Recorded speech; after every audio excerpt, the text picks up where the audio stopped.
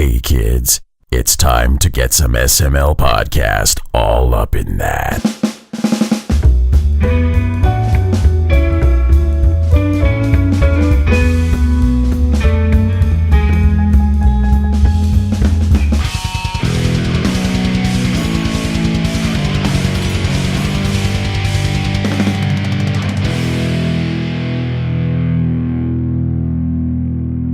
What's up, everyone? This is the SML podcast. I am your host, Joe. Joining me as usual, CJ. CJ, how you doing?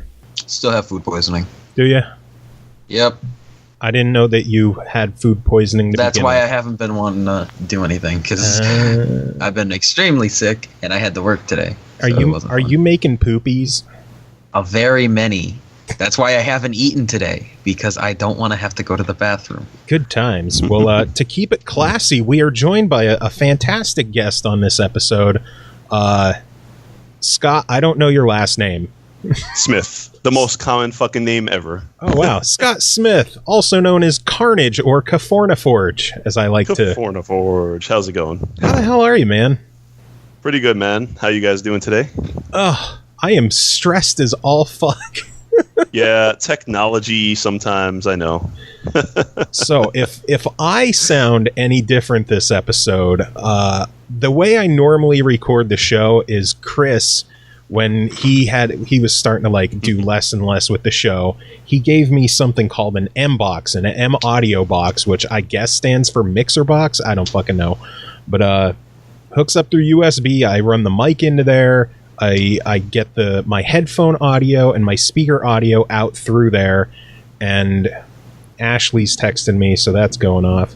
But I recently did a minor upgrade to my computer. I gave it some more RAM. I gave it a new video card, and I don't know if that's causing issues with the M box or what, but anytime I would use that box, all my audio is like super distorted, super crackly. And even on Skype, apparently my voice was a couple of octaves lower. Yeah, oh, wow. it was pretty fucking deep. See, I personally didn't notice it because you guys do record the show all the time. I listen from the stream, and I didn't notice the difference that much. But do you notice the difference now that it's like? Well. I don't sound like this anymore. Exactly. Your balls finally dropped, Joe. Hey there, buddy. How you doing? Yeah, you got iron balls, iron cryptoballs. Something was majorly fucked up. So I now instead have the audio running directly from the headphone jack on my computer, and instead of my awesome little $100 blue microphone, I'm using technically it was free. Rock Band 4 Mad Catz microphone that I got fucking mail in offer. Which through Skype sounds shockingly similar for that price. I don't know when it's all said and done how well this episode is going to sound, but it's going to be the worst episode in history. Oh no, if you've heard some of our early shows, haven't you? I haven't heard anything before 100. Oh something. Man, you need to go back to the single digit episodes and listen to that shit, because we used to record with a cell phone sitting in the middle of the table. Shit. Oh my god! Nice. No, I know the ghetto style. Dude, it was so bad. I know the epitome of having awful audio for the first couple things. It was so bad. Back when we had a channel, it was Well, audio is interesting mistress. Let's just say I had a Mad Catz controller on the N64, and it broke in a week. So I don't know. Maybe the microphone quality will be better than that. Hopefully. Well, the mic had to be good because it was for Rock Band. Oh, okay. Yeah. But they ain't dicking around with no Rock Band, even though Mad Catz is dead now, isn't it? What a stressful night. We're starting the show a good hour later than we were planned. Carnage, I have no idea if you still tweeted out about the show or not. Yeah, I actually just tweeted now, so... That's cool. No problem. I don't fucking know what to do. It's interesting. It's delayed me another hour of eating for today. Well, you've been shitting your brains out anyway, so that doesn't matter. I'm starving. Oh my god. I might as well. Fuck it. I'll just tweet out now during the show. Hey, we're live with pretty much what I did. I'm sure it sounds like shit. Typos and all. I don't give a fuck. That's where I'm at right now. I really don't give a fuck, right? It's just like, do it! Doing it live. We're doing it live. So, Carnage, welcome to the show. It's good to have you join us. Thanks, I appreciate that. You've lurked in our chat room on and off for a couple of months now. It's always good seeing you there, and we've been trying to get you on the show, and fucking here you are. Yeah, finally. I know you've offered many times, and I've been here and there busy with other shit, but that's good timing. So at least it worked good today with the. It was probably your fault. Probably. Blame K4. Carnage. Well, at least we got through the audio issues for now, right? Maybe. Who knows? Hopefully. I won't know until I'm done editing the show tomorrow night. So we'll find out that all of this is completely unusable and we have to record tomorrow anyway. Oh, that would suck. Like I said, I'm not some uptight dude. I'm like, oh, we're late. Nope, we can't start, dude. Sorry, I'm leaving. Too good for your show. Nah.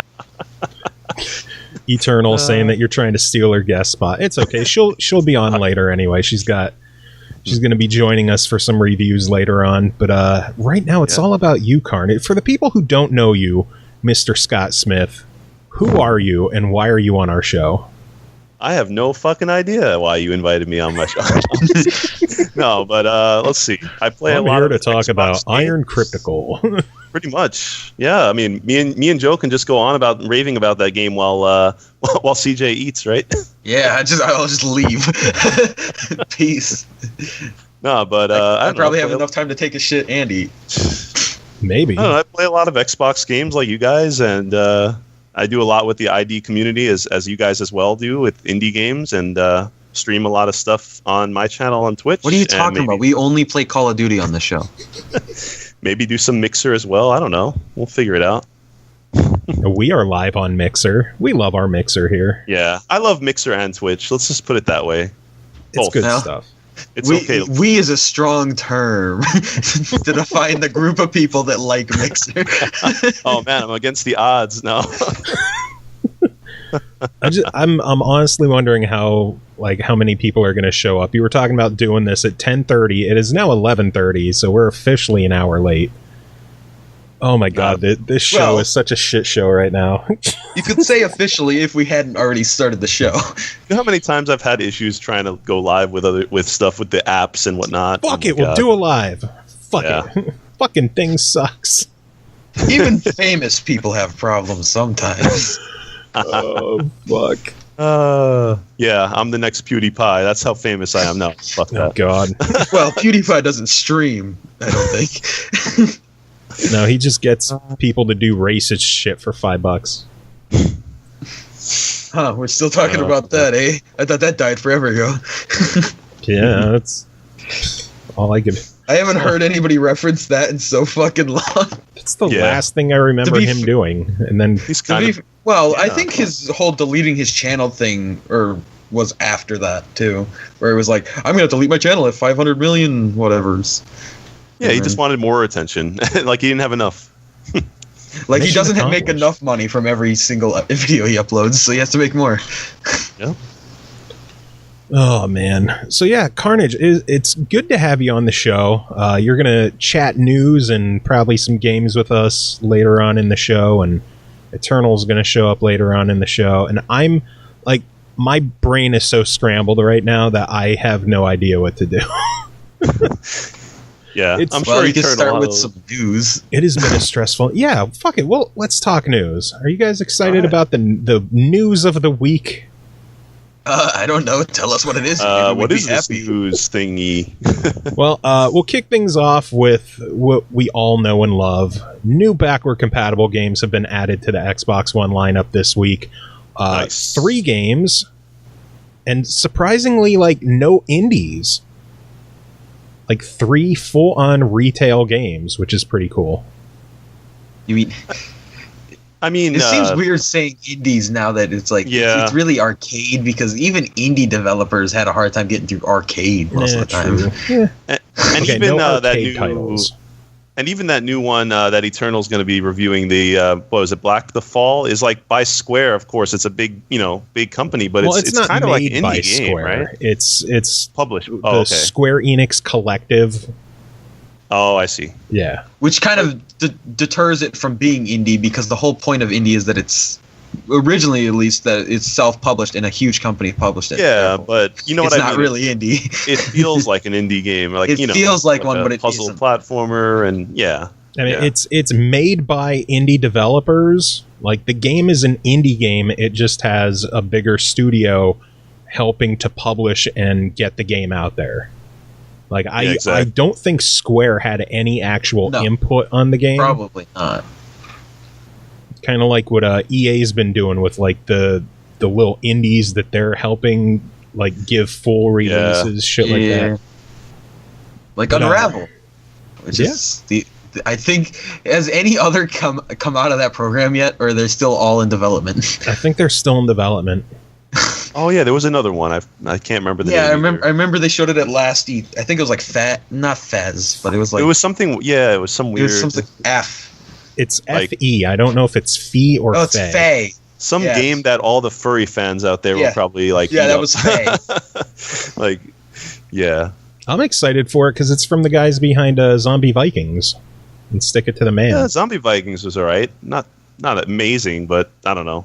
You Stick It to the guys Man really was liked it incredible, more. I though. think. I really like that one. a chemical element. But yeah, backward compatible games. On Tuesday, we had Earth Defense Force Insect Armageddon, which is pretty cool, and it's only $5 at GameStop if you're looking Did it at not that. hike up? That is Amazingly, it did not go up in price. I honestly figured that one would jump up to like $15. Maybe they just because it's didn't only figure $5. anybody was going to buy. I don't know. The other one from Tuesday, F1 2014, did jump up in price. What the fuck? What? Who's going to Yeah. go back and be like, yay, now I can play F1 2014? And the one from 3. Wow, it's like, why would that go up? It doesn't make sense. Even crazier is the price. It went from $24.99 to $34.99. Who the fuck is buying that at that price? And amazingly, that's like one of the better prices out there for it. If you look on it, I think when I checked on Amazon, the cheapest one I saw was $47. Maybe they didn't make that many physical copies of the game. Probably. That's my only thought process. Still, I wish they would have did 13, because at least that one they gave with gold, so everybody would own it. Well, now if you have 14, I'm thinking that they added 14 mainly because there's a new F1 game coming out later on this summer, and it's probably helping promote it a little bit. Maybe. Although it probably would have made sense to give the free game with gold one, but what are you gonna do? Because more people would have owned it and been able to play it and get excited. And then the newest edition from today was a game with gold title, Super Street Fighter 4 Arcade Edition. Which Yeah, I but- think I passed up. But wait a minute, wasn't that one where you could like buy the game with gold was the free like base game, and then there was like some ultra add-on or something that was extra? Well, the Ultra Edition was like the one after. It was like the next yearly update. Oh, okay. Yeah. Yeah, it's a weird situation with all those fucking games. Yeah, Ultra, Yeah, like super ultra. Ultra did get a separate retail release, but apparently it also had a just like an upgrade that you could buy separately, which supposedly works with the backward compatible. Oh, nice. I don't know if the actual Ultra Street Fighter 4 disc works or not, but I don't have it, so... I have no idea. I only got the games with gold thing. I don't think I upgraded. I don't anything even or- think I got it when it was games with gold, because I had no interest. I'm not a fighting game fan. Yeah, I'm not too big into them except for like Smash Bros. and of course Shiz is trying to get me into Rivals of Ethers, so I'll probably get into that. No, one. my favorite add one the of all time achievements. was Sonic the Fighter. Yeah, I wonder why. And Virtua Minute Fighter completion. 2. Easy 400. Yep. What were Oh, they, yeah, like nah. 20 minutes to get the 400 there? Virtua Fighter took almost an hour. Yeah, that was pretty quick too. But in legitness, probably Mortal Kombat 9, favorite fighting game. That was actually good. That was, yeah. I like the old school Mortal Kombat's also Yeah. I'm awful at the old ones. I can't play those ones. I have the Mortal Kombat arcade collection, and I'm dead. Good Unequalized, if Shiz heard you say that, he would rip your limbs off. No, I'm not even He said that paying Rivals attention of to it. Ethers sounds like a Smash Bros. Ripoff. See, when people say stuff not in the wrong. chat and you're going to address things in the chat, you kind of have to bring up what they say. Yeah. Well, I just said what it was. So now rewind and listen to what I said afterwards to know what I was referring to. CJ, you dumb bitch. You dumb bitch. But yeah, GameStop also gave Super Street Fighter 4 Arcade Edition a nice price hike as well. Probably makes sense. Yep. $14.99 up to $24.99. Hey, That's Joe, insane. Wow. do you remember something we talked about a few months ago? We talk about a lot of shit. Yeah, I know. You're not gonna know. But remember when GameStop was doing was gonna do that whole thing, like the summer play days, where you could go to GameStop and just get a game, and then take it home, and then you could play it, and then you could bring it back and get another game for like a $60 price. You get access through the whole summer. Yeah. It's halfway through the summer, and they haven't done that. Yeah, I'm guessing it never came to fruition. That's disappointing. That would have been Oh, well. interesting. What are you going to do? I just find it funny. Yeah. Meh. Anyway, some more news from the week. Let's see. What else happened? Oh, the new Xbox update, the dashboard update is official. So now everybody has access to custom gamer picks. That's really awesome because I love having custom gamer picks. It's really nice. Yeah, I still don't know if I want to part with my Trials icon on the 360, and then it doesn't even show that on the one. It's I put the. You should change it to your normal your K4 thing with the Trials guide. Yeah, I might do that actually. Yeah, That's because it's a pretty cool one. my K4rn4ge. 360. I'm still have the Trials gamer pick as well. But Oh, fuck me. I just saw some new news that I'm gonna wait. Did you finish the news that you were just talking about? Has that even happened yet? I don't remember what you were talking about. I'm talking about the new the new All right. Xbox update. It comes with the custom gamer picks, Mixer co-streaming, new tournament options, and then I don't think this was really talked about, but have you guys noticed the store's been getting kind of like a slight remodel going on? I don't noticed know that there was the whole new deals tab and stuff that has extra deals. No, but like the game lists, they Oh, narrowed fuck yeah, I did everything. notice that. a little bit. Yeah. I've been noticing like it prompts me with fucking updates all the time, saying, "Oh, update the store." It's like I what is noticed this that shit? too. Yeah, I noticed I've been that too in seeing games it. and apps. Interesting. It's something new. I don't know what it's updating because it looks the same every time. Like since this update, I don't know. I don't know. I just noticed that like the icons are getting slimmer, although I'm kind of bummed because it cuts off a lot of the text, so it's harder to read what the fuck actual items are.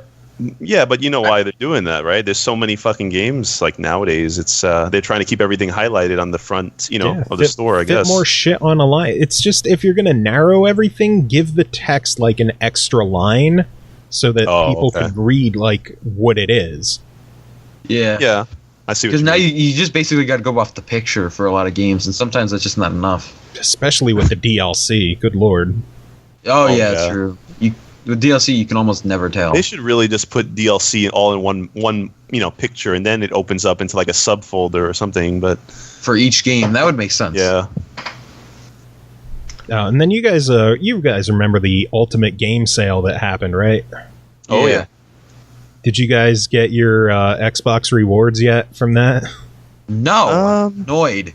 I think I got $9 back just the other day, yesterday or today. I don't remember. I did get some of the reward money back. None of my stuff has come through yet, and it's annoying. But that might be from the other sale before that. I don't know. There was a pretty good indie sale before that. Yeah, remember? there was one right before it too. I'm not gonna get nearly $9 just because I'm only right now I'm only getting 2% back. Oh, because you a cheap bitch. No, because I didn't have a job until a few months ago, so I wasn't even a 1 star until just like last month. Also, your gamer score's got to go. Isn't there a higher tier for the rewards percent? Or no, they got rid of the highest. Yeah. Oh, the really? gamer score stuff doesn't. It only mattered during that one time where they gave like everybody that was above 100,000 $5. Oh. But other than that, it's not really anything. Well, no, you used to get more money back based on your gamer score, but they changed it so that you get more money back the more you spend in a year. So if you don't spend that much, you only get 2% back. Or if you spend way too goddamn much like me, you get 10% back. And from the ultimate game sale, I got my reward statement in the email today. $46 back. Holy shit. You spent $460. Oh my god. Nice. All of last month, yes, I guess I spent $460. Oh shit! Actually, that's pretty. Like that's a lot, but still, even mine's quite a bit. If that's the case of. Well, I spent a little more than 100 then because I got $2.40 back. $46 back. That's almost another full game right there. If you buy a brand new AAA game. I know. Exactly. I was like, man, I hope I have money to get the new Rock Band song today, because it was a $3 song instead of a $2 song, and I went to buy it, and I was waiting to see that I had like 2 and change or 3 and change. It's like, you have $49. I'm like, holy shit. You know what's really great? The fact that the deposit day was today, and they must have fucking put my credits in for the sale today after the deposit, so I have to wait until the 27th now. Eternal's talking about little nightmares. Well, Joe's going to have nightmares tonight after thinking about all the money he spent. Oh, God. See, I won't have the nightmares. Ashley would if she heard me saying this. Oh, my God. Don't tell her. She won't hear. You spent how much? Well, to be fair, a lot of that was from games that I had physical that I traded into GameStop because they were doing their whole 70% bonus thing. So I just traded games in there, got GameStop or Xbox credit for it, and bought them back cheaper than what I traded them for. Oh yeah. And then you get money back for it on top of that. I should have probably took part in that. I saw that going on, and people were talking about how you can do good deals with that or whatever. But yeah, I know there was like a day or two that people were abusing the fuck out of it because. Like Best Buy and Walmart were selling Plants vs. Zombies 2 for $20, and after the bonus credits and everything, it would trade into GameStop for $47. Yep. That's just ridiculous, and people abused it, and GameStop shut it down like a day later. They're like, we they caught on exactly. Way too many copies of Plants vs. Zombies 2. We're never going to be able to sell all these copies. You've permanently infested our stores with this. Pretty much. Horde of zombies. Horde of collection of games. Especially because it's part of EA Access. So, like, who the fuck was going to buy it now? Yeah. Speaking of EA Access, there's some more news. They announced both Battlefield 1 and Titanfall 2 are going to be coming to EA Access and Origin Access. Great. Well, guess what? I bought both of those like almost at launch, and I hardly touched them because I fucking play indies all the time. Damn it! I bought Titanfall 2 for like $30 in December, and I finally played it for the first time in the Bean Dive this month. and I didn't even play the actual game. I just launched it, got an achievement for joining a network, and then closed it. I didn't play the game. Closing things. It reminds me of when Eternal invited me in her favorite game, the Division. No, we didn't go on raids and play stuff. I just slammed the car door and got an achievement and Bean Dived it. So, yeah. Well, that's the best way to get an achievement, is just to close things. I hear everyone talking about this Bean Dive. What the hell is this Bean Dive? Okay, so on True Achievements, it's when you start, basically you try to get one achievement, or more, minimum of one achievement if you can. If not, it's all right. But you try to like start as many games as you can in your backlog, and it's kind of a way to like motivate you to try to complete, and get a better percentage later on once you started all your shit that you own. Something like that. I like to take part in it, but I only do there's some people that'll do literally every single game they have. Like me? Yeah, I'm just a person that's like, I'm only going to do the games I'm actually interested in playing at some point. Yeah. Makes sense. But yeah, oh yeah, and it's not as simple as just fucking doing that. You had to sign up, and I think the sign up. No, it's not over yet because TA would have warned us. Well, no, on TA you had to sign up for the event by the 9th or 10th. I think that you can't sign up anymore, but you could still actually start a. Well, they said that dive whenever, just like regular. Yeah, I know you could do that, but you had to sign up. I believe that it's still going though because they said that they were going to give a warning the day before they closed the stuff, and they haven't given a warning yet. So it's possible that you can still sign. Yeah, either way, it's like this was like the official like time to sign up for the yearly one, but you can just start a dive like at any time if you wanted to. So whatever, it's not a big deal. So it's a fun time though, I said just like 40 fucking times and I hate myself. Anyway, it's okay, mainly a fun way to start and just experience some of the games that you haven't played before yet. Yeah, that is a good way. Yeah.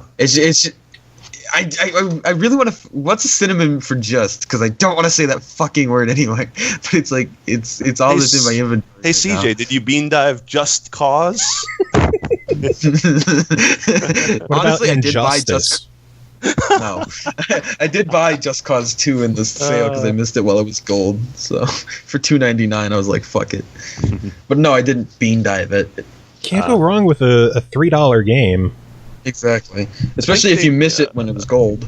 True. I think they allow you to bean dive like 3 or 4 times a year. Obviously, they don't want you doing it all the time because it will just make everyone's like TA feed look, it's crazy going on with everything. Annoying, and then everybody will remove you. Why do they call it bean dive? Okay, so the reason is that one of the guys that came up with it his gamer tag is Bean Potter. So that's pretty much the. Yeah, and then dive is just obviously going into the game. So I don't know. Yeah, well, the dive is like the dive that the graph has as your completion. Yeah, that's too. Yeah, but it's pretty much from that guy, I guess, the one that came up with it. See, I hear bean dive, and I'm like, that sounds racist. What? I've always thought it was just like diving into jelly beans. Like what? Fucking bean dive. You're making CJ hungry again, right? Like going and dive. I'm starving. Oh, I could use some fucking beans right now. Oh, baked beans. God. Give them me. All the farting. All right. Let's see what other news happened this week. It was announced that Ron Gilbert's old school point and click game Thimbleweed Park is going to be making the jump to the PS4 August 22nd. So it's cool to see that making the jump. So for some reason, I thought that was an Xbox One, like not exclusive, but like console exclusive. Launch exclusive. I think it's on Windows 10 also, right? Yeah. Well, yeah. That's why I said not an exclusive, but a console exclusive. Yeah. But I think they're hoping to get it on nearly everything. I think they're talking about trying to get it on the Switch eventually as well. I mean, it would make sense on the Switch, but yeah. Very true. Ni No Kuni II got a 2-month delay. What? Ni No Kuni. Ni No Kuni 2 got a 2-month delay to January 19th, so it's good to see that get out of the holiday clusterfuck. What the fuck is that, dude? Is that like a weeb thing? Because I don't know. Yeah, about? I don't. It's the first Ni No Kuni was a PS3 and in Japan at least a DS RPG. Okay, no wonder I don't know about it. I think Level 5 and Studio Ghibli worked together on that. And now they're releasing a sequel early next year on PS4. I'm excited for it. I like the first game. Okay. They announced that The Surge is getting a demo next week, so if you haven't jumped into The Surge yet, now's your time to just grab a free demo. Fucking try it. It's a really good game. Now's your time where you can play it and then get and then listen to all the pointers by Joe, because he's got all the pro tips for that game, man.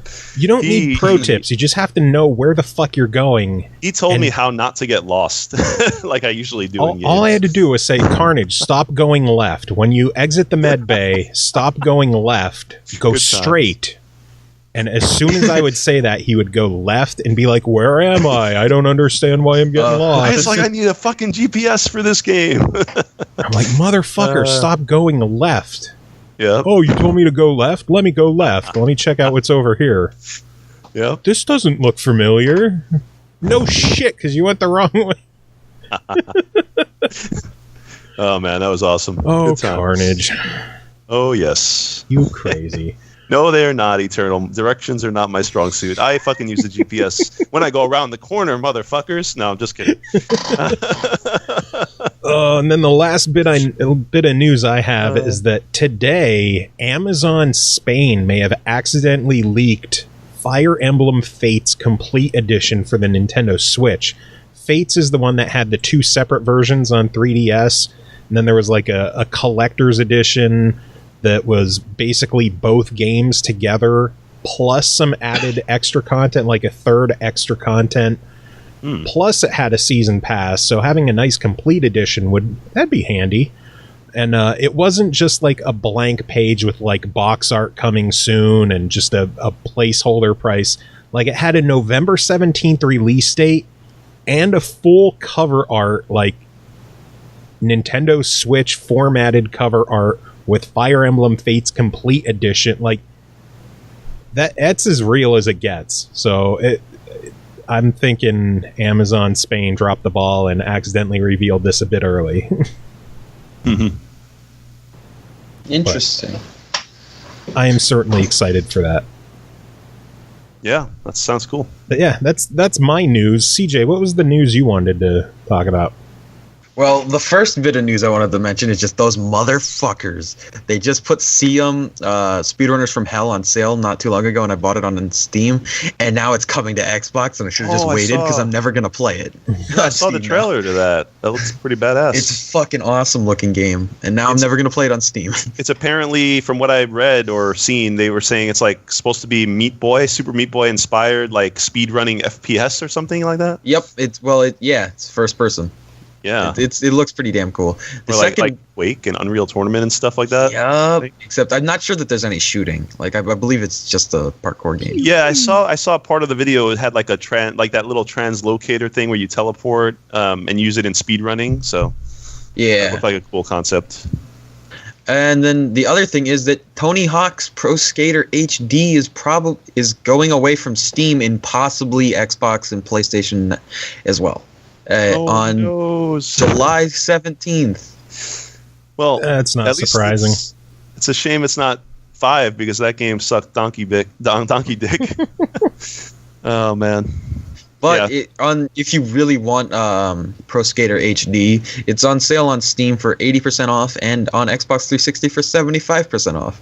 So if you don't have it, you should get it, and it's not. In all seriousness, HD was alright. Yeah, Pro Skater HD was alright.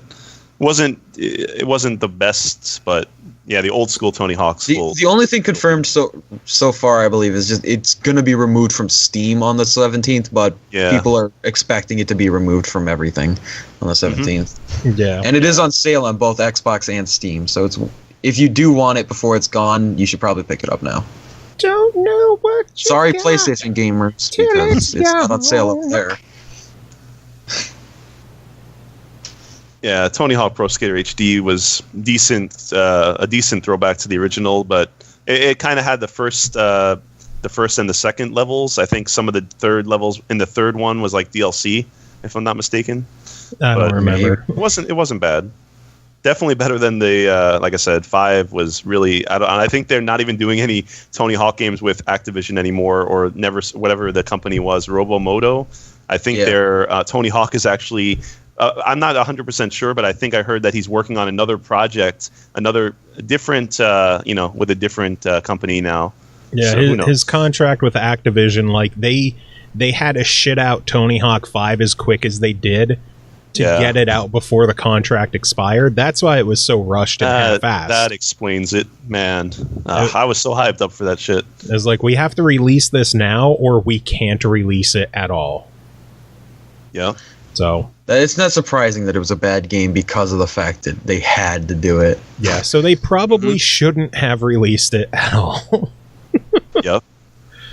But did you guys have anything else you guys want to talk about?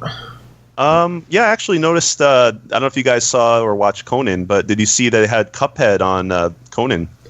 I mean, I heard about it. I saw the video floating around. I didn't get a chance to watch it yet. I watched last night's episode, and they had a Clueless Gamer Arms with Will Arnett. Like, I heard him talking about Clueless Gamer. I'm like, oh, this must be the one that everyone's talking about. So I guess the one that's floating around on YouTube isn't on the show yet. Oh, maybe that's what it is then. Yeah, that could be it.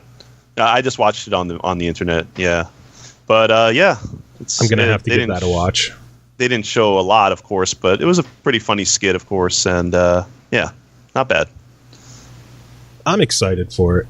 Like, I can't wait for Cuphead. It's been fucking years, though. It's like come out already. At least it's finally got, September 29th? So. Yeah. I'm so scared it's going to turn into like No Man's Sky, where it comes out and everyone's like, this sucks. As much as I love indies and I'm looking forward to that game, no, don't get me wrong, but I just feel like it's a little bit overhyped at this point. I mean, it's been so many years, and like the art style's cool and all, but it better have really fun gameplay too, you know? Like, yeah. And I don't know. But good times. Yeah. Fun for everyone. Yeah, it'll definitely be, at least I'm sure, a good game. So probably. Yeah. And also hard as hell. Apparently it's supposed to be really challenging. So that should be fun. A lot of rage. A lot of eternal rage.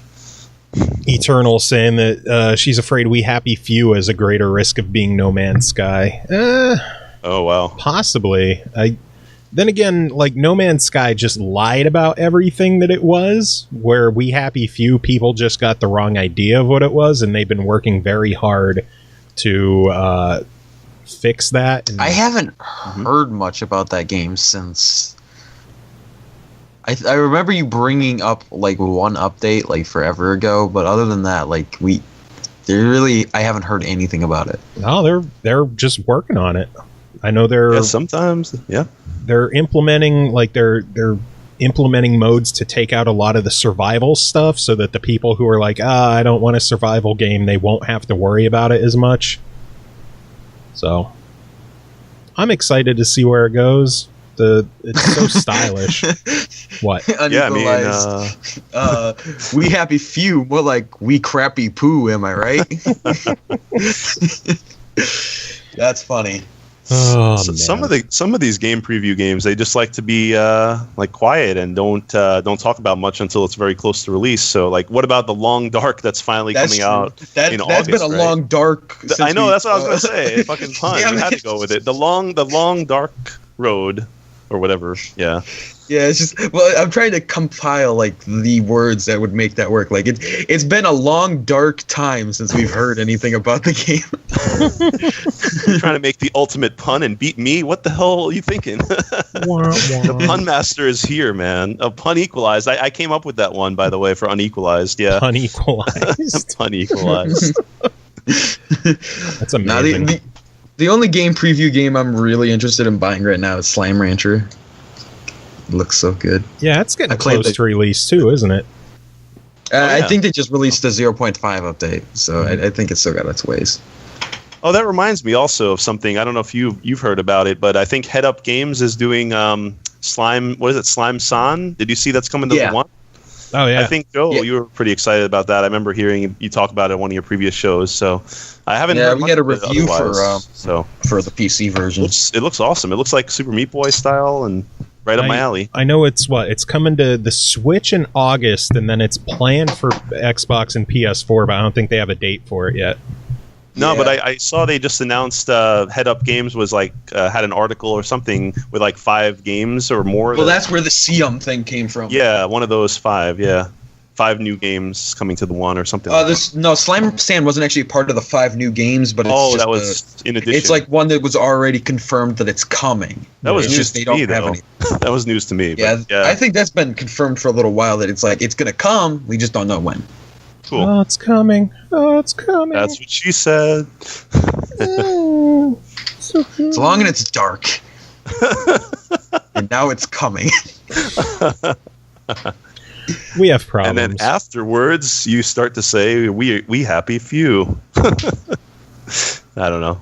Oh, God. No, only he's happy. She didn't come in. She won't be happy. That's why only a few of them. No, we're trying too hard. Oops. Yeah, you're trying really hard. Oops. I'm just like, I let them slide out, and then they're good. Well, everyone just come up with game preview games that have really dirty meanings. Their sound. I found it. People Head Up sent out an email of like their 2017 fall 2017 lineup. Yeah. Let's see. Crypticle is going to be releasing on Oculus Rift and Gear VR, and then it's TBA for PS4, Xbox One, and Switch.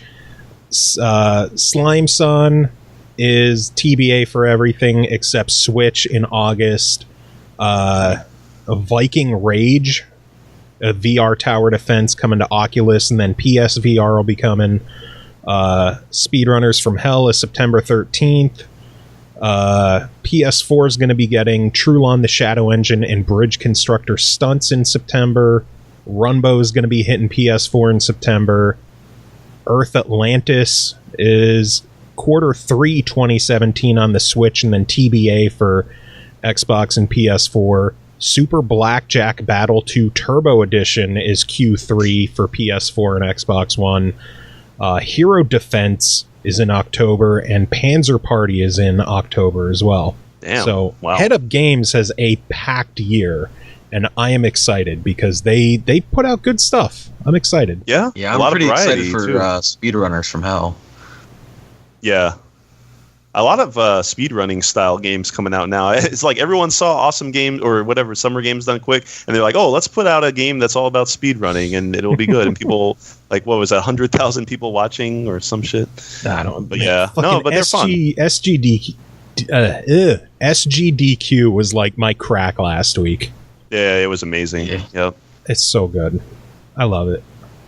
I can't wait for the awesome games in, I think, January, they said. Yeah, January. Yep. That should be fun. I can't wait. Love it. Love it, love it, love it. Viking Rage. So Eternal's going to have to play that one then.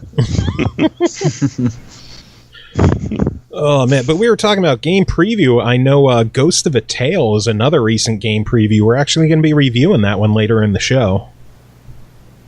Okay, haven't played that one yet, but...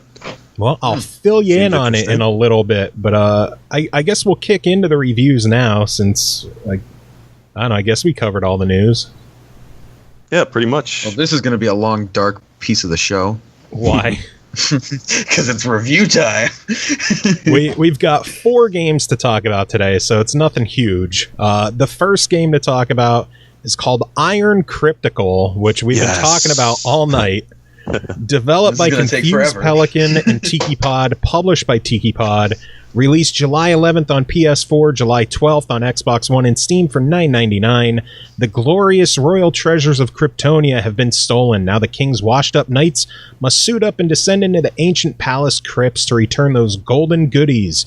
Get ready for ghoulish arcade action for up to 4 players in this epic medieval twin-stick dungeon shooter. Weapons at the ready. Prepare yourself for Iron Crypticle. Carnage, I know you have been playing this probably just as much, if not more than me. What did you think of this one?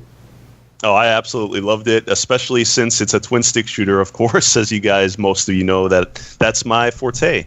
And fucking assuming that everybody knows who Carnage is. Big famous Carnage over here. Hopefully you know what everyone knows what a twin stick shooter is, otherwise blocked. No. But no, there's some people that didn't understand when I had to explain to them what a twin stick shooter was. Like, it was kind of weird. I was like, come on, let's play Geometry Wars already. There's 2 sticks and it's a shooter. Yeah, because like twin stick shooter, technically, if they think about it, it can be like they could be misguided because a first person shooter is a twin stick. You're using both sticks, so I don't know. But yeah, it's Iron Crypticle is really fun. It's got a lot of depth for a $10 game. I think. I'll leave Joe to the review, but I'll probably be raving about it anyway. But yeah, I've been raving about this one. For the people who haven't played it, it's basically like a roguelike Smash TV. Yes, and I think the developer was also inspired by like Robotron and the scoring system from Bubble Bobble he mentioned. I don't know if you caught that as well. No. So pretty interesting. Just top-down gameplay. You start in a room and you have a random map every time. You can check the map and see which rooms you want to go to next. You're only ever going to be able to tell what rooms are when you're at the room before it, and then when you check the map, you could see whether it's just a normal room with nothing there, or sometimes they have like a mini game room that's like a 2D platformer where you have to race against some kind of grinding death wall that's going to kill you, collecting cake and money along the way. They have a shop that you could buy power-ups and upgrades and goodies and stuff like that. They have what are some of the other rooms? There's the graveyard. Graveyard, yep. What's the other one? Like they have catacombs. Fuck the catacombs, by the way. Yeah, fucking long dark catacombs. Like it's way too dark in there. You can't see shit. Too many walls. CJ's moaning. And the graveyard. The graveyard has that annoying ghost that you can't kill that follows you around and stalks you all day. Yeah, only if you destroy the wrong gravestones. Which I did, because I just shoot everything and fucking make it. I do self-imposed hard mode, as Eternal calls it. So just like every game, I make things harder. But no, what else? There's Infestation, where it's got like a shitload of bugs coming at you. There's and like mud pits. There's tons of different crazy rooms in there, but most of the time you're just going to be going from room to room. You'll fight a wave of enemies. Once they're gone, you'll fight another wave of enemies. Picking up, food, which gives you score, as well as you build your multiplier with the food. And if you can collect enough of it when it's at max 8 times multiplier, it could drop like the special collectible letters where you could spell the word bonus, or they have like colored crystal rupee looking things, which fucking rainbow power might be one of the funniest things in the game. Yeah, and you get an achievement for it too. But like, I think if the rainbow power, if you get all the colored crystals, you get that shot goes on until you get hit. So it's pretty powerful if you can keep it going. But yeah, there's a lot of cool score potential, very score incentive game, and it's also just easily accessible. Anyone can. You could play on easy, you could play endless mode. There's a lot of variety, hard mode, for all different skill levels and stuff. Yeah, I've been absolutely addicted to this game. Like I should have been playing so much other stuff for the show, but I just keep going back to Crypticle. He had to beat my high score on there on the number one on New Game Plus. I beat you. He did, and well deserved. But I'll have to make my revenge sometime. Hey, you're the first person in the world to complete the game, so you have that bragging right. We had the game a little early, but preview, streaming copies, etc. Yeah. But still, you're number one. I did. I did complete it. Did you get all the achievements though? I'm only lowly number 4. Oh, I didn't even know 4 people. Okay. Yeah. 2 people did it already. 2 other people completed it in between us, but I'm happy to get my completion on it, and I'm still playing the fucking game. I can't stop playing it. I don't blame you. It is so. And in fact, if you guys are wondering for gamer score, most of it comes pretty easily, I would say, right, Joe? I mean, for the most part, you can get a lot of them. It's a really good achievement list. Like, there's a lot of things like beating certain bosses or killing X number of enemies, stuff like that. But there's some weird, goofy shit in there too, like collecting a golden poo. Yeah. Saw that one too. So it's a really solid achievement list, a lot of fun, nothing too extraordinarily difficult to do. It will take practice, but it's a very doable 1,000. And for the $10 this game costs, in my eyes, this is an absolute must buy. Like, this is, in my eyes, this is up there with like Quest to Dungeons and Vertical Drop Heroes of like, this game is going to stick with me. I definitely agree. Yep. This is going in the SML Hall of Fame. Riptide GP Renegade. Would say Tower Guns, but we never did an official review for that. Yeah. The only thing I would say, of course, it's still a great game, but it would be even better if they had online. But we could say that a lot about a lot of games, obviously. Very true. I'll admit I have not tried the multiplayer because I don't have friends and I still haven't taught my cats how to use controllers. Yeah, I didn't get a chance to try the multiplayer either yet. But I wonder if it actually gets harder with more enemies or like difficulty if you stack more players in there or not. But I'll have to try that out sometime. I need friends. We'll find out. But yeah, one of my local friends plays it, but he doesn't care about achievements. So whenever I play with him, it's like I gotta like coerce him to try to. I was like, go for this stupid achievement in this game, and like, why? He never understands it. But yeah, just do it for your friend. Damn it. Yeah, exactly. Good stuff. But yeah, for $10, I give it an absolute must buy. It is so agree. good. Yep. Even if you're not too big on twin stick shooters, I think it's one to. It's easily it has like the whole medieval style. If you like Gauntlet and Gauntlet was it twin stick? No, wait, Gauntlet wasn't twin stick back in the day. What? No. It wasn't. Oh, I thought you were talking about the Gauntlet, the more recent Gauntlet. Yeah. No, but I mean, it has like the medieval style and everything. So I don't know. It seems like it's for a lot of different gamers out there. I think it's easily accessible. No. Anyway, moving on. Next game to talk about is called Serial Cleaner. Developed by iFun4All, published by Curve Digital. It released July 14th on Xbox One and PS4 for $14.99. Serial Cleaner is a story-driven, fast-paced stealth action game characterized by a 1970s theme and aesthetics. You're a professional cleaner. Your job is to clean up murder scenes by disposing of bodies, covering up bloodstains, and hiding murder weapons and other incriminating evidence. When it comes to murders and blood and death and gore, we have to get our friend Cole Martin on this one. Cole, welcome to the show. How are you doing? I'm good. How are you guys? People keep ninja joining now what's that up? this new Skype thing doesn't tell me when somebody joins. How's it going, Mrs. Rage? Surprise, bitches! Ms. Rahaj. Rahaji, like that one guy called me.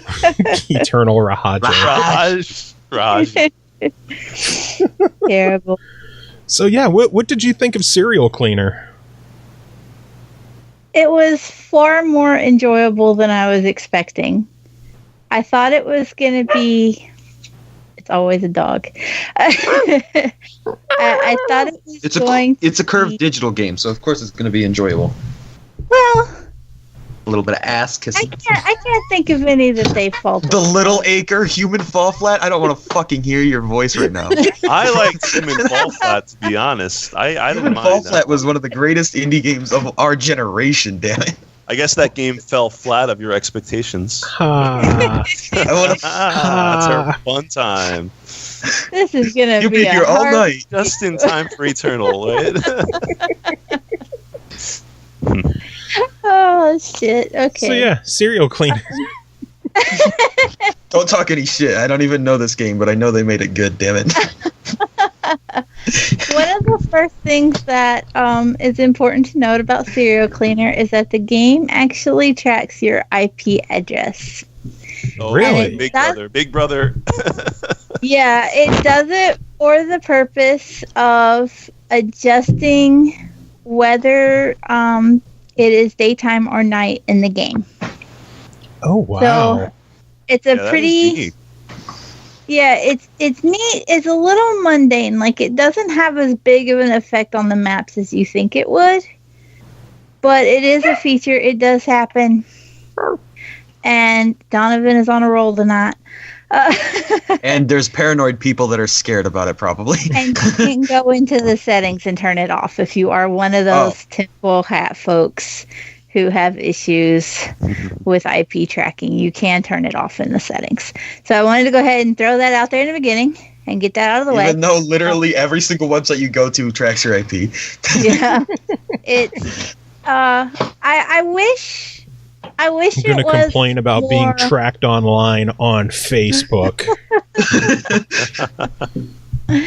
I wish it was more noticeable that, like, I played twice before I even caught on to what the IP tracking was affecting.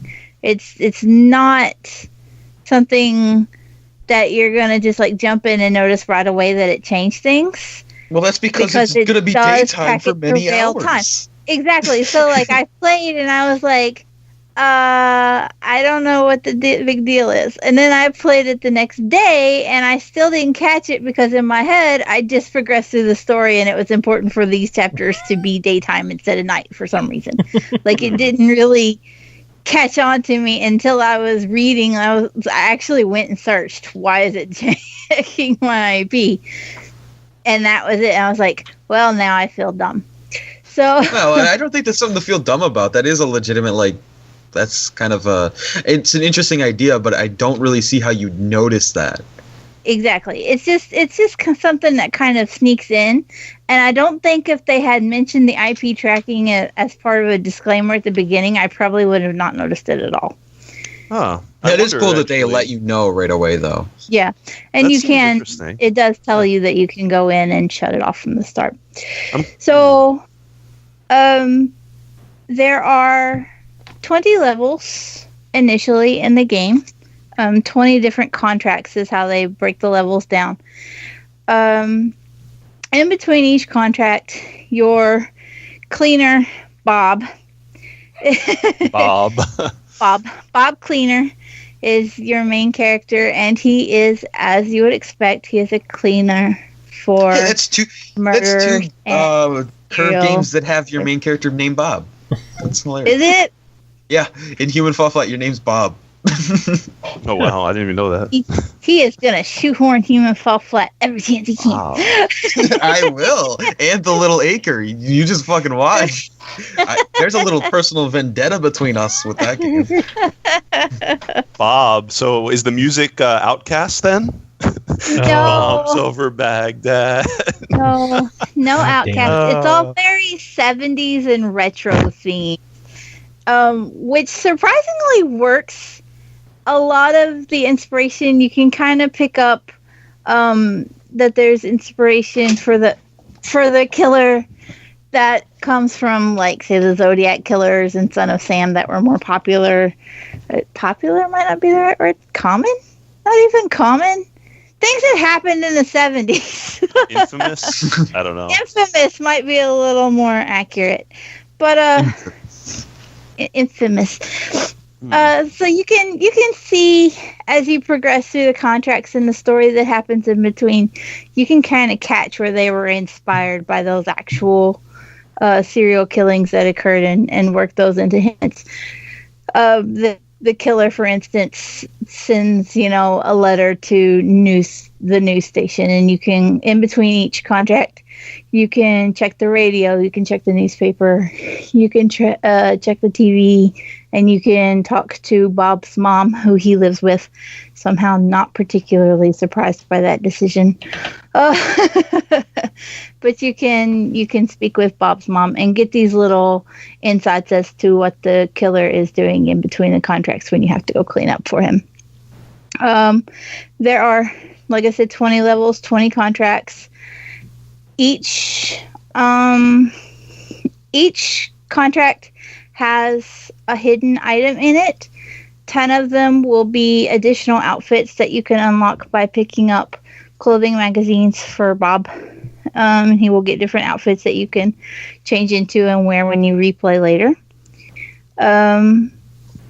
The other 10 have little film reels that are hidden throughout.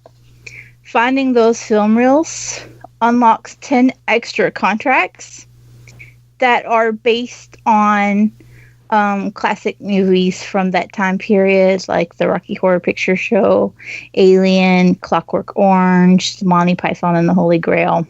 Oh, nice. Even Enter the Dragon. So there are 10 extra levels on top of the contract, the 20 original contracts, and they are based on the classic movies. Let's see. Bob has very few tools to help him with cleaning up, but one of the main ones is that he has a vacuum. And for each contract, basically, there will be a set number of bodies scattered around the area. And there will be a set number of evidence pieces that Bob must pick up and get rid of. And there will be a specific amount of blood.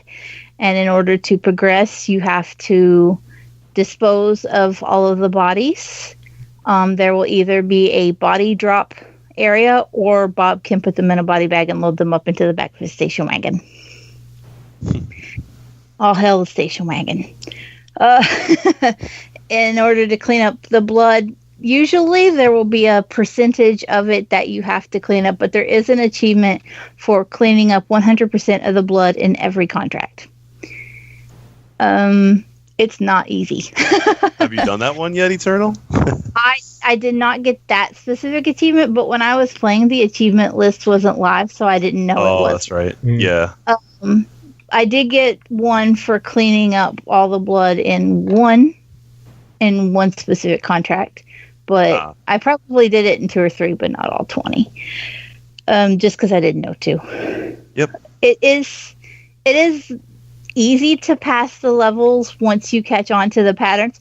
All of the cops that are scattered around the levels, they follow set paths, and they will only deviate from that path if they notice like something is missing. Like the bodies and the evidence, they all have evidence cards beside of them. So obviously when you dispose of them or pick them up and move them, the cops on that path will notice the evidence card but no evidence. So they will kind of get like, you know, they'll deviate from their path to go investigate. But these are either the most lazy or the most corrupt cops you will ever see anywhere in the history of ever. They can watch you jump into a hiding spot immediately beside of them, and they won't touch you. They won't drag you out of it. They don't give a fuck. They will turn away and forget you were even there. Nice. I don't know. You can hide in a cardboard box right beside of a police officer, and they just right on past you. Sounds just like the cops in New York that are busy going to get their donuts in the morning. Everybody I was about to make a donut joke. Not even a box of donuts to like I could justify the cops being so lazy if there were some donuts on the kitchen cabinet, you know, on the countertop while they're supposed to be guarding all these bodies. They're not. There's no donuts. They're just really fucking. If they don't have donuts, they better have Cheerios because it's fucking cereal cleaner. Oh. No. Told you guys. It happened. It happened. Never coming back. Another bad. Piece of shit. You got to clean the puns off your show. And meanwhile, I just snuck a pun in there that nobody noticed. We know About another Curve Digital title. That was great. So you threw a curveball there. No, it was a dodgeball, thank you. I hate all of you. You can call it stickball. Oh, man. I made this lovely little list of notes for what I was going to talk about for this review, and you guys are fucking me up for my notes. Don't fall flat. These are the most useless notes I've ever written for a game. Okay. Just finish this up in 10-second Ninja Plot X. Please. Each playthrough of each of the 20 contracts is randomized. Where the bodies are at, where the drops are at, where the body drops are at, where your evidence is at, where the blood splatters is at. The police will be in the same place and have the same path every time, but what you've got to acquire and clean up is different.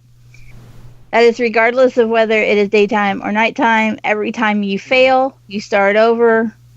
It's clean slate, do it again. So it's like kind of like a roguelike in a way, right?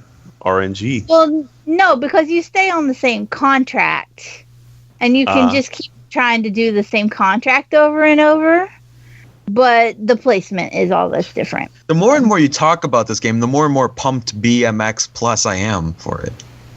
You're trying way too hard. How so? Oh, okay. Wow, I missed the pun. What the fuck? What's wrong with me, guys? I failed you all, pun masters. You know it's like a really bad pun when even the king of bad puns doesn't catch it. Exactly. I'm just trying to sneak. I'm trying to stealth ink my way through all of these puns. Shut up already. I'm just gonna hang up on him soon. Even though don't swindle me, damn it, Joe. Oh, yo, you got good ones though. I'm not gonna lie. Oh man. Hey, if if you pre-ordered, which is going to be too damn late for anybody that listens to this tomorrow, if you pre-order Serial Cleaner, you get the Slindle for free. Yeah, that's a nice side deal. fact. But if you're listening to this on YouTube later, sorry, fuck off, you missed it. Yeah, get fucked, you piece of shit. Although they'll probably do another for real. They'll probably do another big curve pack bundle or something. They've done a couple good ones, I know, right? Yeah, the instant indie collections. Oh yeah, I think you were raving about that for like $20 for like a shitload of games or whatever. 10, I think it was. When those go on sale, those are insane. Yeah. Excuse me, I have notes. Sorry. Fuckers over the hell of my notes. Okay, go ahead. Yeah, I forgot where I was at. Even though the body placement and stuff is randomized with each contract, the number of bodies for each contract, how much blood you have to clean up, and the number of evidence pieces there are to pick up remains the same. So it's just that its placement changes each time. And again, if you want the completion, you got to clean up all the blood anyway, so it doesn't matter to you.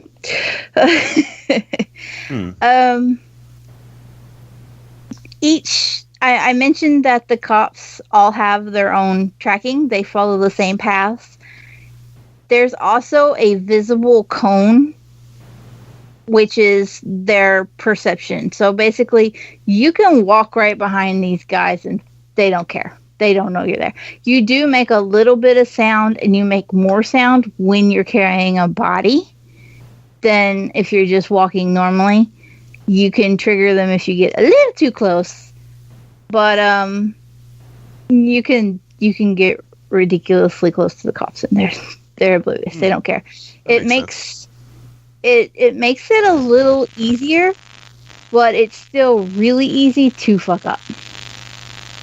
Because I like how I'm the one having all the audio issues tonight, and CJ's the mic that still fucks up during the show.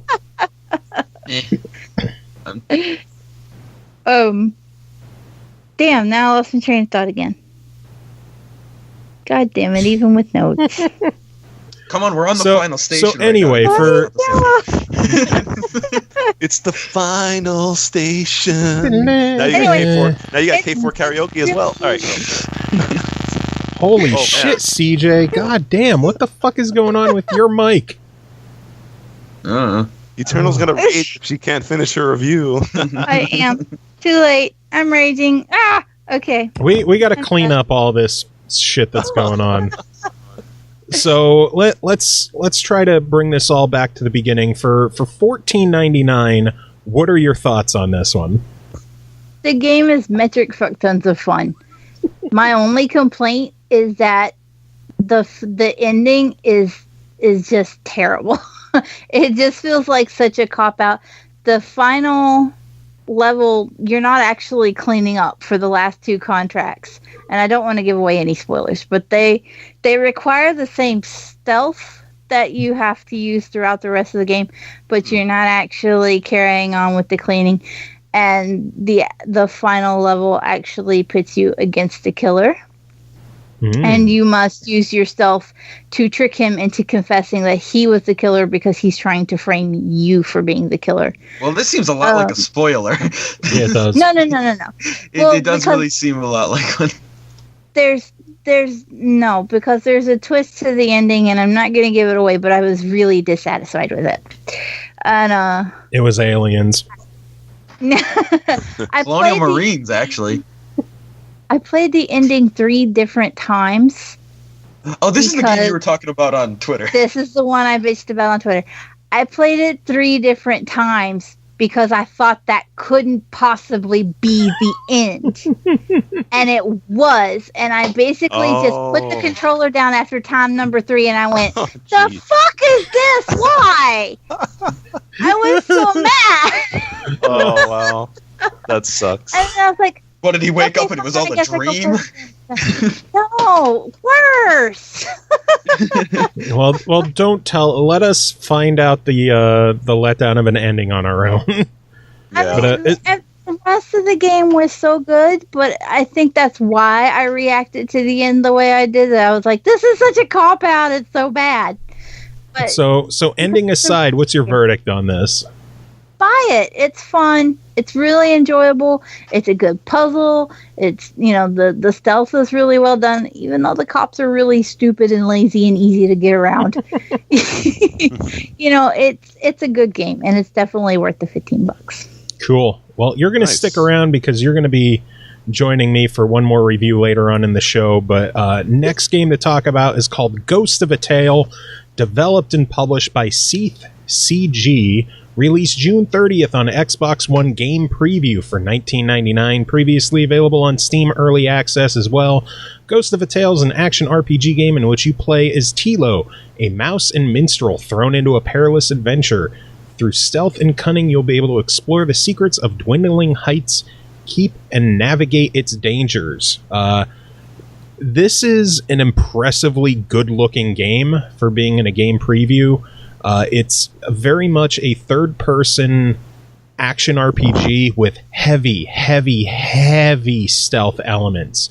Like, I'm still fairly early into it because I've been playing way too much Iron Crypticle, but I've been instructed to treat this as a preview the way it is, given even when you start up the game, it says that the build that's on Xbox right now is only about 45% of the game. Oh, so, really? I thought I read somewhere, is it a third or no?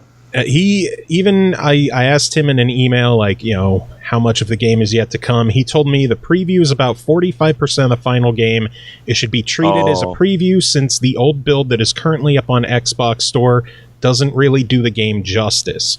So I see. The Steam version of the game, I would assume, is further along, but the Xbox game preview is still earlier because it just released on Xbox Game Preview. It's going to, take time. What's there, though, is really, really solid so far. You are a mouse who wakes up in a jail. It's kind of aimless at first, and then you'll notice and note that's basically it sneaks you a key, and you have to get out of the jail. There's not too much of the story there yet. But clearly that's stuff that's going to come down the line. The gameplay is really solid, though. Heavy stealth elements where you're trying to sneak through the jail, avoiding these giant guard rats that are in the way. Kind of like in Serial Cleaner, they'll have... they don't have like a displayed vision of like a cone of sight, however you want to call it, but they'll have a little alert meter where if you're walking up or making too much noise, the meter will start to fill up, and if it fills up all the way, they'll notice that you're there and they'll come after you. And again, there's no combat, so you have to basically run and hide. There's a lot of hiding in like treasure chests and cupboards and buckets and whatever else.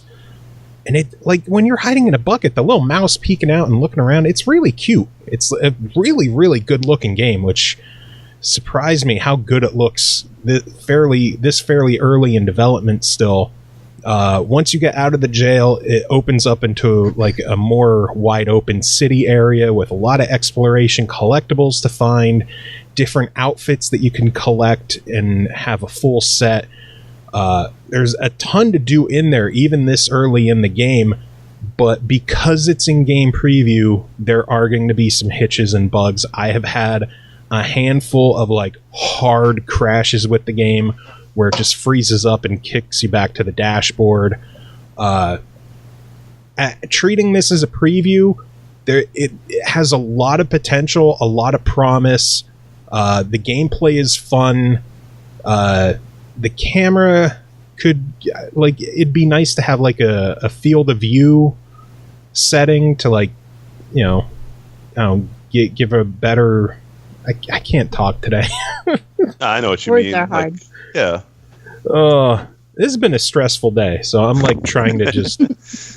Don't worry, the puns will make it less stressful. What is it? Depth of field, feel the depth. In there. Yeah. Yeah, I know what you mean. Whatever it is, but just to get like a better look on things.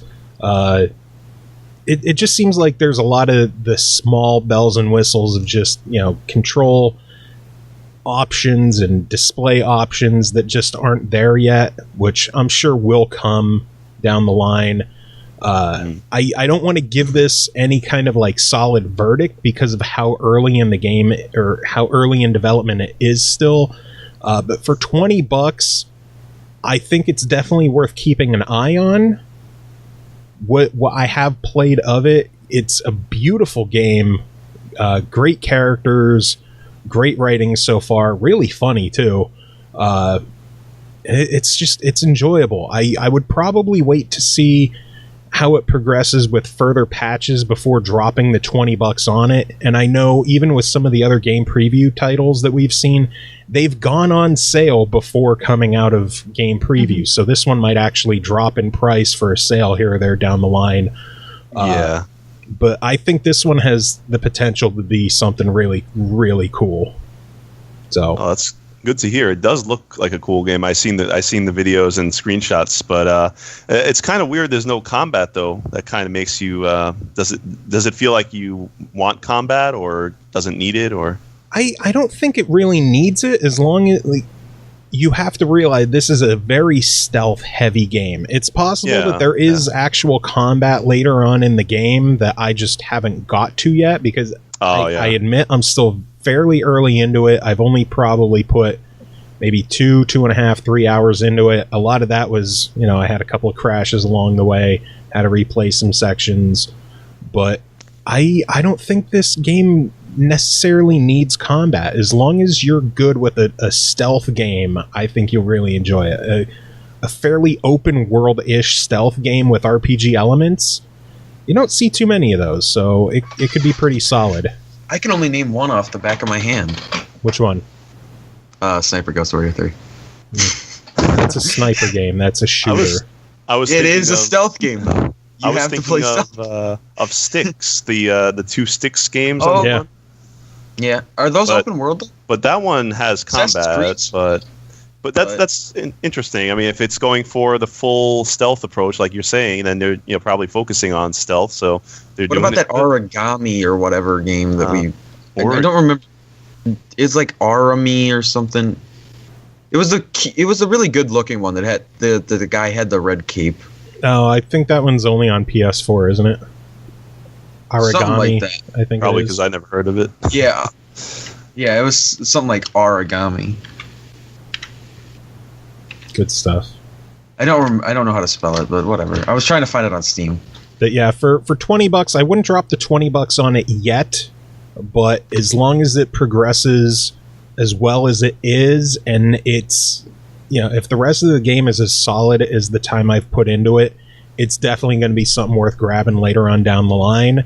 But it's just so hard to give a concrete verdict on something still so early in development. But absolutely worth keeping an eye on, because this could turn into something special. And again, it is really good looking game for how early it is. Yeah. I wonder what engine that is, do you know? It's so cute. I don't remember, no. It looks really good though. Anyway, last game to talk about tonight is called Black the Fall, developed by Sand Sailor Studio, published by the Square Enix Collective, which feels weird to say on this show. Published by Square Enix on the SML podcast. I feel like big time now. I don't know why. We're moving up in the world around here.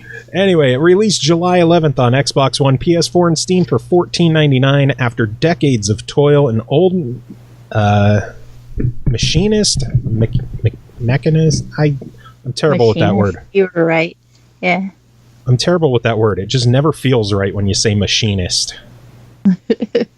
Plots his escape from communism through manipulation and scheming. Along the road, he befriends the most unlikely creature, an abandoned robot. Can they solve the puzzles and flee this bleak world together? CJ was supposed to cover this one, but Steam fucked up for him. So, Eternal, what did you think of Black the Fall? Well, I didn't get to make any notes. That's fine. Well, then go off your fucking heart. Joe can help you a little bit.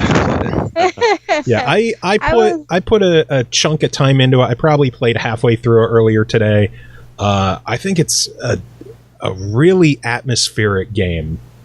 Yeah, I actually completed it. All the achievements, all the secrets, everything. It's incredibly harrowing. That might be the word I'm looking for. It's just very dark and broody and gloomy, and the whole narrative and the concept of it will weigh on you pretty heavily. Kind of like Deadlight. Sense. I mean, very similar to Deadlight. Makes One sense. One of the very first achievements that you can even get is for working yourself to death. And you literally hop on a stationary bike. You know, there's a metaphor here for, people fueling a communist machine, and the regime and all that it's an endless cycle. Yes. I see what you did there. So you actually just climb onto the stationary bike that is they use these bikes throughout the factory to power various stations, and the very first one you come across, you hold X for 15 straight minutes. Yeah. And that's how you work yourself to death and get the achievement. Wow, that's a long time that you had to hold the button. If you accidentally let it go, do you have to redo the whole 15? I wasn't brave enough to find out. I would assume yes, because when I played it first, I wasn't playing for the achievements, and I got off the bike and got back on it a couple different times because I thought, if there's a place to get that achievement, here would be it. But I didn't pop it, the first time I went through, and then I went back and did it where I held it for the full 15 minutes and I popped it. So I would assume that yes, but I don't want to put that in stone. I could be wrong, and I could have just never hit the 15-minute mark the first time I was playing through. So who knows? No. That's a good question. I don't have your answer. I'm sorry, CJ. It's a scary thought, though, of accidentally letting go at 14 minutes and be like, no. Yeah, I wasn't pushing my luck on that. I literally just sat there with my finger on the X button and trolled through my phone. Sounds like a lot of fun. Sounds like Clicker Heroes all over again. But it is just the one achievement that is that way, and then you carry on. It's very puzzle heavy. Fuck. There's again, yeah, Carnage is screwed. I'm screwed. He automatically can't play it. Right. There's no radios though, so he's already got a leg up. And you only go straight, so you can't fuck up there either. Yeah, 2D. Unless you're going for the achievements to find the secret areas, in which case you're screwed. Yeah, a little bit of deviation on those. Nice. Yeah. It's the puzzles are surprisingly intuitive. As you progress through each one, you can generally, there's guides and you can do it in an hour or whatever, but for the most part, you can walk into each section and spot the pattern of what you should do fairly quickly. I'm not a puzzle guru by any means necessary, and I was just blowing through the game, and I was like, wait a second. It's something that you're going to look at and be like, okay, I know I need to move this through here. There were only maybe one or two that really get kind of convoluted, and even still, it felt like the game got easier as you went through it.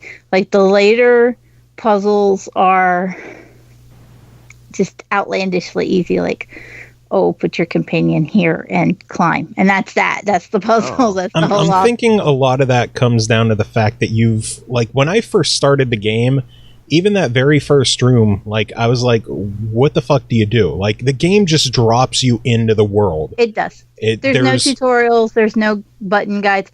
There are... There's no text. It's just... No. It is No all dialogue. done visually. No voiceovers? Nope. Either? Oh, wow. It's, No what? It's all told No voiceovers, visually. right? Yeah. No dialogue at all. There are. I mean, there's technically dialogue in there, but it's like newsreel footage. Yeah. Or when they yell, when you get caught by the guards, they yell something, and it makes the turret shoot you. And you'll get shot a lot. Yeah, you get shot and you obliterate into like a puff of black smoke and blood, and that's that. Bye.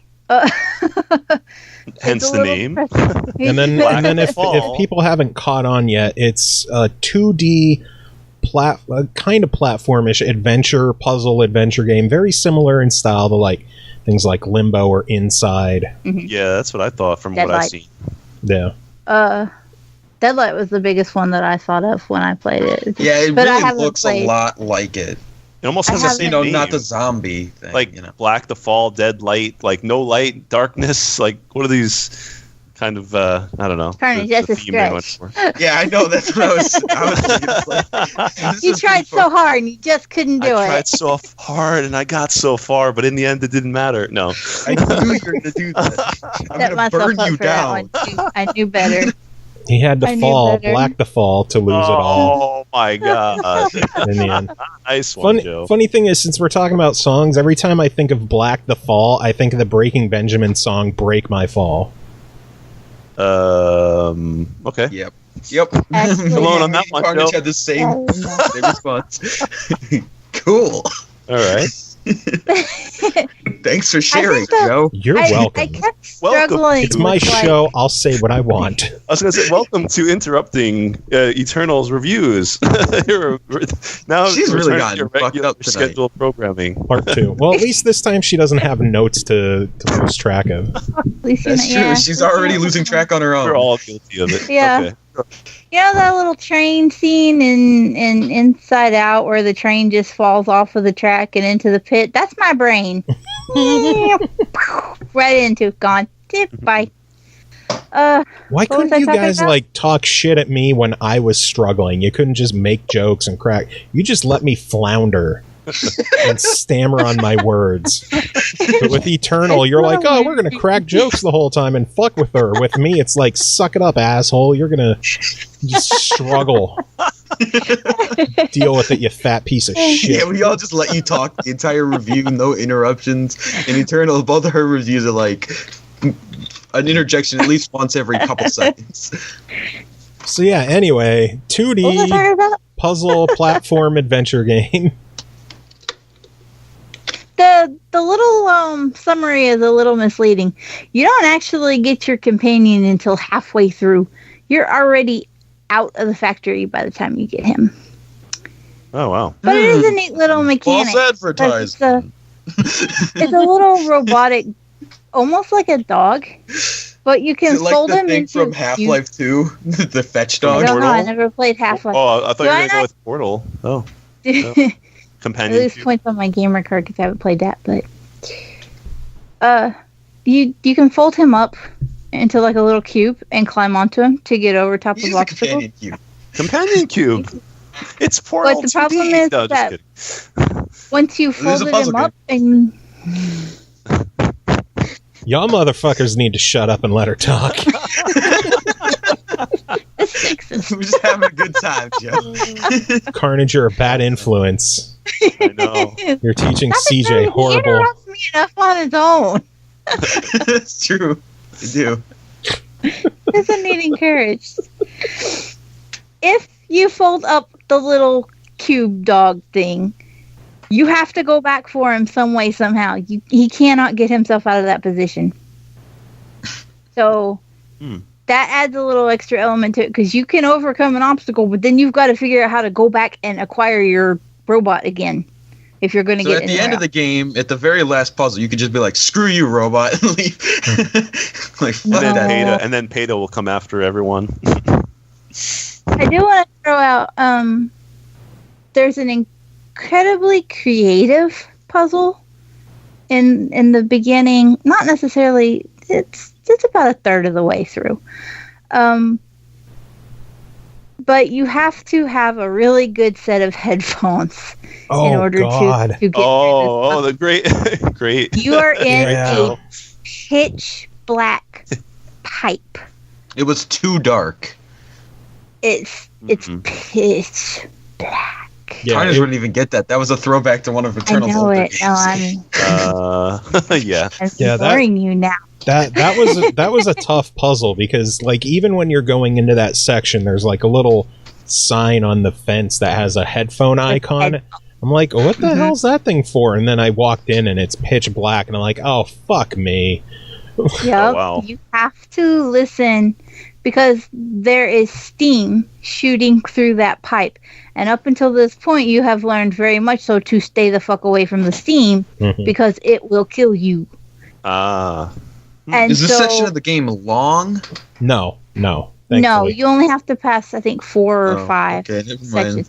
But you can, as you get closer to the steam, you can hear it stronger on one side, and then as you get further from it, it fades on the other side. So you have to listen to how close you are, and then looking for it to stop before you pass it. And you have no idea if you've done it right or not, as long as until you see daylight. Yeah, and then you move on from there. But it's creative, but then at the same time, I tend to... like it. Oh.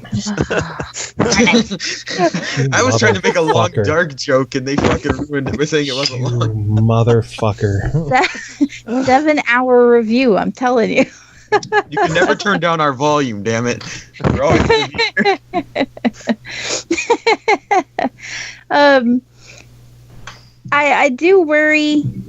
I tend to think of games as far as accessibility and being available to gamers with disabilities. So obviously, if you are hearing impaired in any way, this makes the game more difficult for you because you obviously have no visual cue. There is not even a subtitle that says, water rushing or anything to let you know. Subtitle that says, that says increasingly loud. Yeah, like there is absolutely nothing to help you out in this section if you are hearing impaired.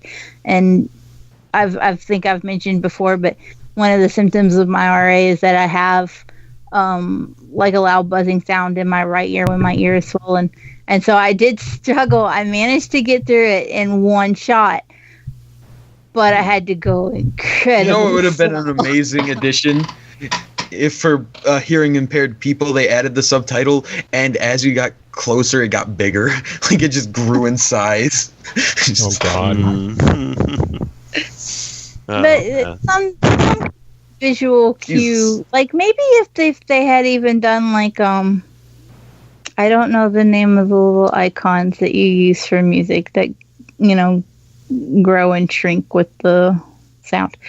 Anyway, it's like something like that to indicate that it's getting louder or quieter. I know what you mean. Just for somebody who may be playing with a hearing impairment, even if it's not a severe one, could really struggle with this. You're really fucked if you're deaf. Yeah, if you're That's deaf. exactly what she's been trying to get at for the past 4 minutes that you've been interrupting her. She said this multiple. We already know it's rough. Yeah, that I could definitely see how that puzzle could be an issue for some people.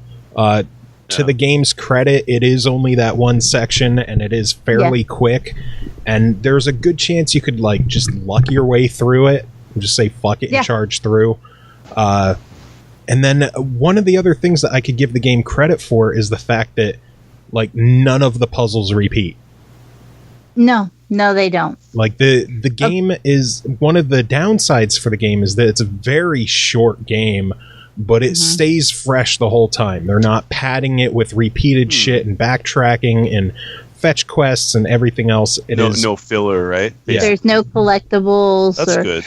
Like I said, apart from there being secret areas, but even still, it's straightforward. You move from left to right the whole time. If there was backtracking, it would have to be called Black the Rise as well. I think Iron is trying to dethrone me as the pun master today. And he's failing miserably. I've always made puns. I'm just doing it more. And you're doing terribly. But yeah, overall, I gotta try wrapping this up before you guys drag it on that much longer. But I gotta say no, it's not your fault at all. It is very clearly the other two people. This is a very long dark review. Very clear. You already did a long dark pun earlier. You're just repeating yourself now. You were doing that's the the theme of this episode. But yeah, the game, honestly, there's not much replayability once you complete it. Like, once you find all the collectibles, once you beat the game. Well, not collectibles, but like the hidden areas for the achievements. Oh, yeah. If you do happen to miss one of those areas, of course, there is no backtracking or anything. There is chapter select. Yay. But I would strongly recommend waiting until you've completed the whole game, because this is where I fucked up earlier when I was like, I realized that I needed to go back to the beginning to get the one achievement. So I just went to chapter select thinking I would get it, quit out, and go back and continue my game. And I didn't. I lost all my progress and I just started again. Oh, shit. Oh, that sucks. But good again, to know. Just make sure that if you've missed anything, just fuck off and finish the game and then go back and clean up instead. Nice. And the game isn't very long. I think most people... Like, if you're using a guide, I know people are putting up videos that they're getting through it in, like, a little over an hour. I mean, if you're doing it without a guide, it will take you longer trying to figure out the puzzles. Yeah. If you're cheesing it with a guide, yes, you're going to beat it in an hour and probably 15 minutes because of that 15-minute achievement. Because you're getting all the answers. The joy of this game is trying to figure out how to do everything. And thankfully, a lot of the puzzles, like, you'll just see, like, something that's yellow in a gray area that you're like, I have to interact with that somehow. Yeah. But it's like I said, it all stands out if you sit and just take a couple minutes to really look at it and catch on to the few areas where you have passing for bosses or whatever. Not even bosses. Yeah. The few guards that are around. Or like the mech when it's chasing after you, you can catch on to it really quickly and just pick up the pattern and move on. Yeah. The only thing that I had issue with, apart from it being short, which was a double-edged sword, because like you said, you didn't repeat anything, but less than 2 hours.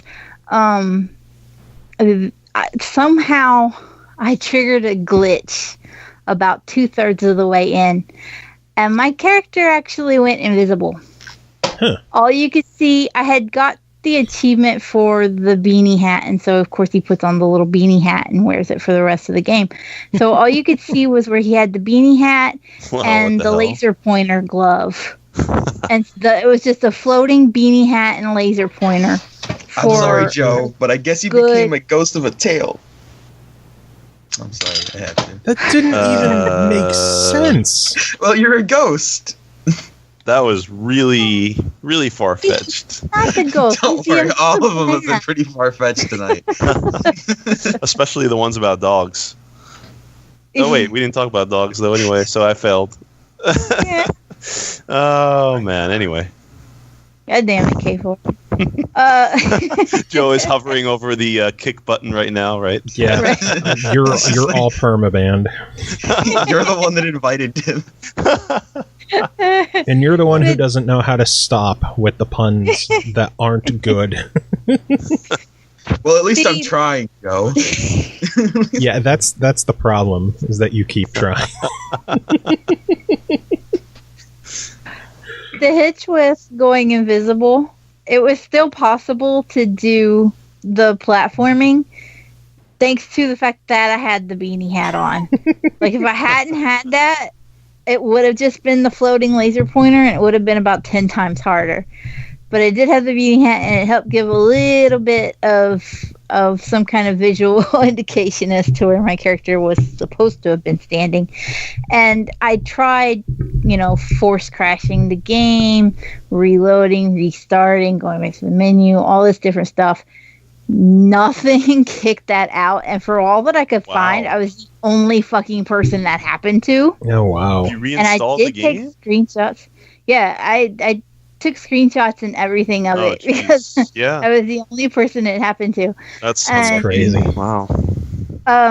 It did finally, toward the end of the game, right before, I guess, what you would call the last chapter, there was a cutscene, and following that cutscene, my character was back to normal. But that part, I'd already done all the hard shit, and it didn't matter anyway. That's weird, but at least so you got it was it. an odd quirk, but I don't think it was something that's plaguing the game for everybody, and I just did something weird, which is normal, and that's part of me being me. You broke things. Yeah, it's something they can easily fix anyway, I'm sure. It's just like a little technical glitch. Yeah, I'm sure it was just a one-off thing, but it happened, and so I feel like it's one of those things you should probably mention, because somebody would be like, I heard about this game, you guys said it was great, and I bought it, and it glitched. Yeah, motherfuckers tricked there's your warning. Yep, there's your warning. So it might, if you do something crazy. I'd tell you what it was I did if I knew, but I don't. I broke the game. So anyway, for $15, my verdict on this comes down to whether or not you are okay with dropping $15 on a 2-hour or less experience. Technically, it's going to be cheaper than buying the new Fast and Furious movie, which was also really good. But I think if you're good with a short and sweet game, it's something that's definitely recommended, highly recommended. But I think the general audiences out there might think $15 for a 2-hour game is just a bit too much to swallow and might wait for a sale. But if you got the money to spend, like if you got $46 back on Xbox rewards from the Ultimate Game Sale, go for it, because it's a really solid game. It's just very short. What do you think? I'm a little more inclined to say buy it as it is, but that would be me and my preference for really story-focused games, and I tend to really want those strong narratives, and because this focuses on such a strong emotional story, I'm a little more inclined to say, yeah, go ahead and buy it. On sale, it's an absolute, you're an idiot if you don't pick it up. Oh, I agree. Yeah, because, I can understand where other people would be like, oh god, it's only 2 hours, why would you bother? To be fair, that's why I said the Little Acre the general was able population to be run in an hour too. So, but don't get him started, please. God, don't get him started. No, but like you mentioned before, that game was great. Like you mentioned before, like it's similar to Inside and Limbo, and if people like puzzle platformers like that, you'd probably recommend this as well, right? Eternal. Absolutely. Absolutely. Oh, definitely. If puzzle platformers are already your thing, again, you're a jackass if you don't pick it up, even at $15. Nice. And then there's the beauty where, similar to games like Limbo, where every now and then you're like, I want to fucking play Limbo again, and you'll blaze through it in an hour. You could do the same with this, because you'll know how to get through it. You'll have that knowledge of how the puzzles work, and you could just enjoy the experience, when you're bored one day, and you could be the next awesome games done quick Black the Fall. You could be the first speedrunner on there. Speedrunner for Black. Oh, you just jump everywhere. Holy shit! Speedrunners are gonna wreck that game. Oh wow! Yeah, you know what? Eternal found a glitch. I mean, she already found a way, a tip for the speedrunning community. It's a time saver, right? I don't know. Find all the glitches, break the game, and speedrun it like hell. But anyway, that is it for the reviews. I love how this episode was going to be like super short, and you guys just derailed it into over an hour and a half. It's always Eternal's reviews too that this happens. It doesn't matter. Seriously, I feel like I'm being sabotaged. You're being targeted. I am fucking so frazzled from my computer issues today, struggling to find words in my reviews, and you guys just sit there, fucking crickets going off. I'm like, I can't remember like field of view or view field, like what depth of field. I can't string a goddamn sentence together and it's just no support at all. Eternal starts talking. If I interrupt you, though, like you're the host of the show. If I try to talk over you, that's just shitty. Yeah, we don't want to talk over Joe. Yeah, but Eternal kept no problem doing it too. As soon as she starts talking, the puns start a-flying. Sons of bitches. Anyway, I guess that's it for this episode. It's been a crazy one for sure.